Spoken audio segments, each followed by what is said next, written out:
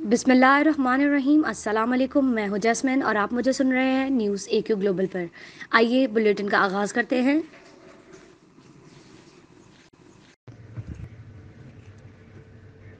اسلام آباد کی شاہراہ دستور پر سرکاری ملازمین کی جانب سے تنخواہوں میں اضافے اور اپنے مطالبات کی منظوری کے لیے احتجاج اور دھرنا جاری ہے۔ ذرائع کا کہنا ہے کہ سرکاری ملازمین کے احتجاج کرنے اور دھرنا دینے کے بعد وفاقی حکومت نے ان کے مطالبات تسلیم کرنے اور گریڈ 1 تک 16 کی تنخواہوں میں 25% اضافے پر غور شروع کر دیا ہے۔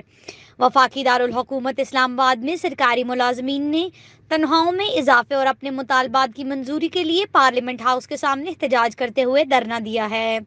پولیس کی جانب سے احتجاجی سرکاری ملازمین کو سیکریٹریٹ میں روک کر محدود کرنے کی کوشش کی گئی، جس سے شاہراہ دستور میدان جنگ بن گئی۔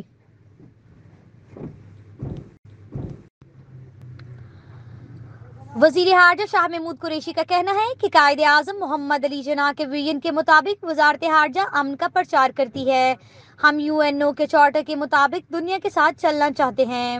فارن سروس اکیڈمی میں 40ویں ڈپلومیٹک کورس کی اختتامی تقریب سے خطاب کرتے ہوئے وزیر خارجہ شاہ محمود قریشی نے کہا کہ نئے دور میں نئے چیلنجز اور نئے مواقع دونوں ایک ساتھ سامنے ہیں۔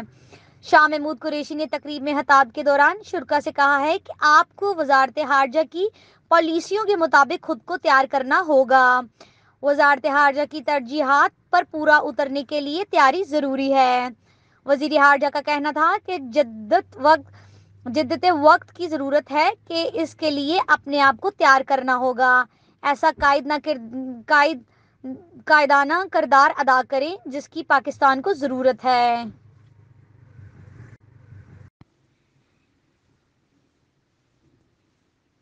آپ سے ملیں گے اگلے بلیٹن میں کچھ نئی خبروں کے ساتھ۔ شکریہ۔ نیوز اے کیو گلوبل۔